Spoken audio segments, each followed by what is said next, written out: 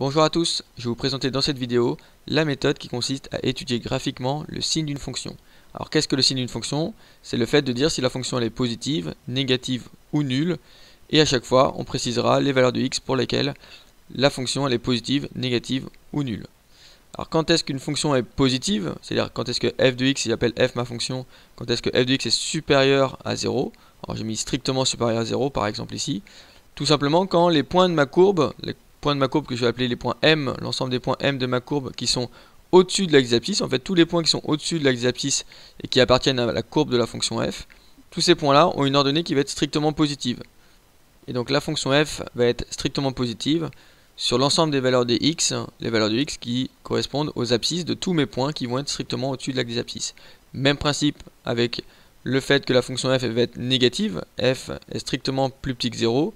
Quand est-ce que la fonction f est négative? Quand les points de sa courbe sont strictement en dessous de l'axe des abscisses. Tous les points qui sont en dessous de l'axe des abscisses et qui appartiennent à la courbe de la fonction f ont une ordonnée qui va être strictement négative, et donc ma fonction f elle va être strictement négative. Dernier point que j'aurais pu rajouter, c'est quand est-ce que ma fonction f est nulle, c'est-à-dire quand est-ce que f de x est égal à 0.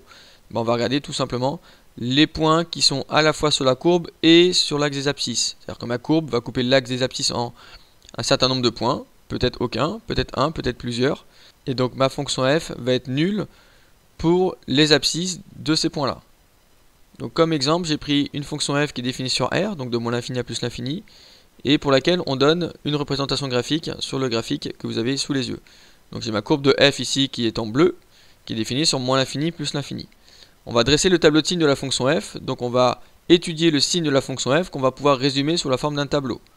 Donc on va dire quand est-ce que la fonction f est positive, négative ou nulle, et pour quelle valeur de x. Alors le tableau il se présente sous cette forme là, on va avoir toujours deux lignes. La première ligne ça va être les abscisses, les x, et la deuxième ligne ça va être les images, c'est-à-dire les f de x. Sur la première ligne des x, on va être entre moins l'infini et plus l'infini, puisque ça correspond à notre ensemble de définitions. La fonction f est définie sur R.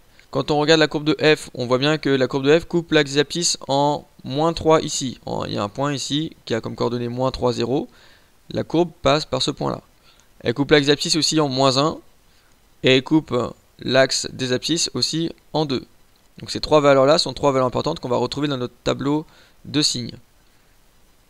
Au départ, ma courbe, elle est au-dessus de l'axe des abscisses. Tous les points que je viens de colorier en vert ont une ordonnée qui est positive. Donc ici, ma fonction f, elle est positive jusqu'à ce point-là. À partir de ce point-là, entre ce point-là et ce point-là, entre moins 3 et moins 1, on a une courbe qui est en dessous de l'axe des abscisses.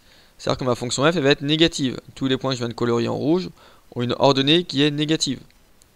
À partir de moins 1 jusqu'à la valeur 2, on a la courbe de la fonction f qui est au-dessus de l'axe des abscisses. Tous mes points en vert ici sont au-dessus de l'axe des abscisses. Donc tous les points en vert ici ont une ordonnée qui est positive. Donc ma fonction f elle va être positive.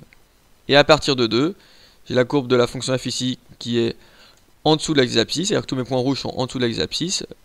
Ces points-là ont une ordonnée qui est négative. Donc ça veut dire que ma fonction f elle est négative. Dans mon tableau de signes, quand x est égal à moins 3, son image c'est 0.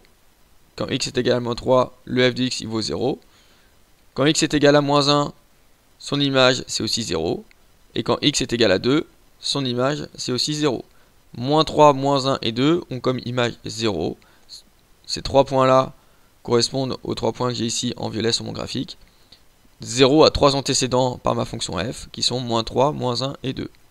Maintenant, je vais compléter par mes signes. Entre moins l'infini et moins 3, ma fonction f, elle est positive, parce qu'on a dit que la courbe de la fonction f, tous les points ici en vert sont au-dessus de l'axe des abscisses. Entre moins 3 et moins 1, elle est négative. Entre moins 1 et 2, elle est positive.